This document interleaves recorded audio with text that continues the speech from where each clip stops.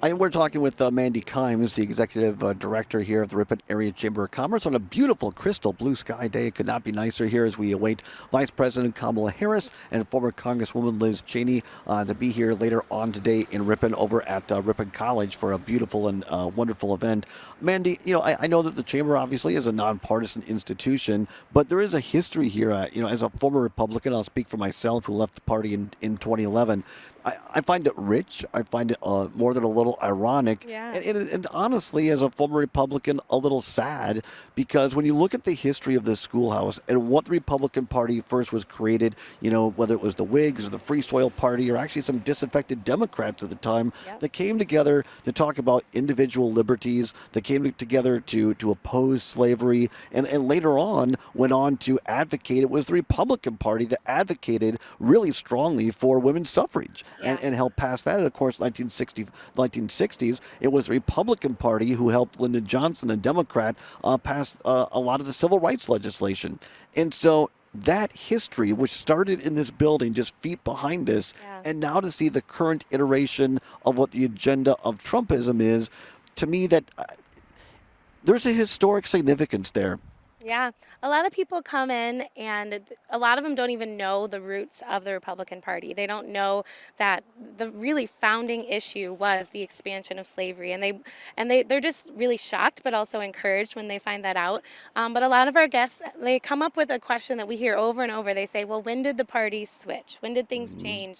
And the answer to that, like our program director has her degree in history, so she can really explain that it's not something that just happens overnight. The issues of 1854 are much different than 2024.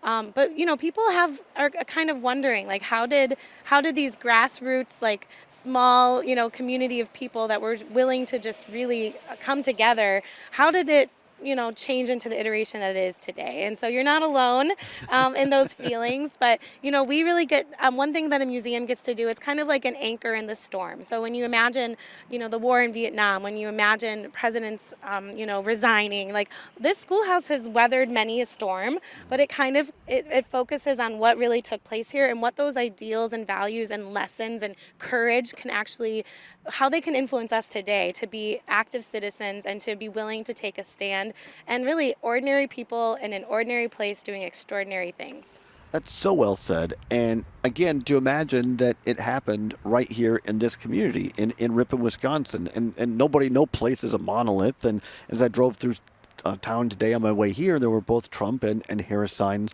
But to your point, that it was this community in Ripon, Wisconsin, and largely Wisconsinites and people from Illinois and all over the country that came together to say, we can do this as citizens. We're not rich people. We're not big landowners. Right.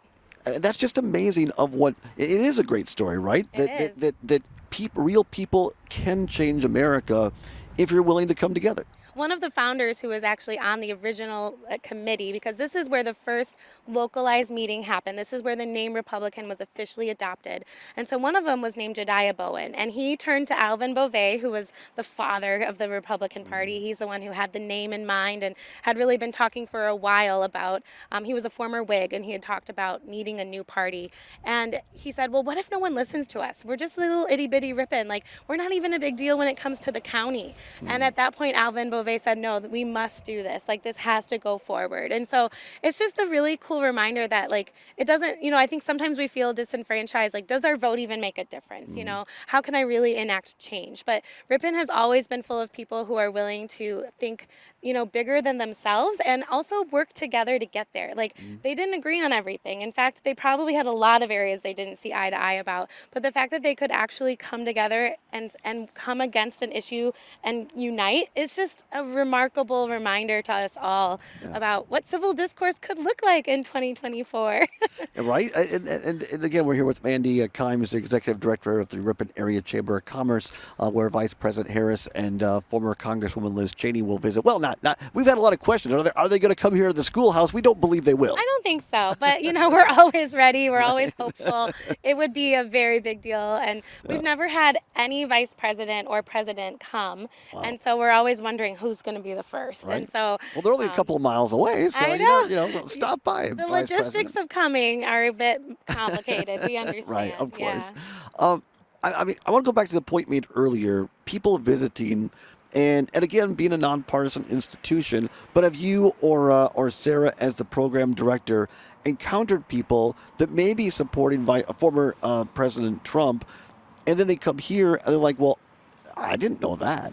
Has it been an enlightenment to hmm maybe some current Republicans? Yeah, I think there are a lot of people who when they learn that they feel excited that that's the roots of their party. Like Mm, they learn about someone named Joshua Glover who actually was an escaped slave, and he was living near Milwaukee when his slave master actually caught up with him and he was thrown into jail. And so people gathered from all over the area, including Ripon, to protest his arrest because the fugitive slave law was what the federal government had said, but the state of Wisconsin was a free state. And so they actually eventually helped him escape. They broke him out of jail. They mm. helped him get into the Underground Railroad.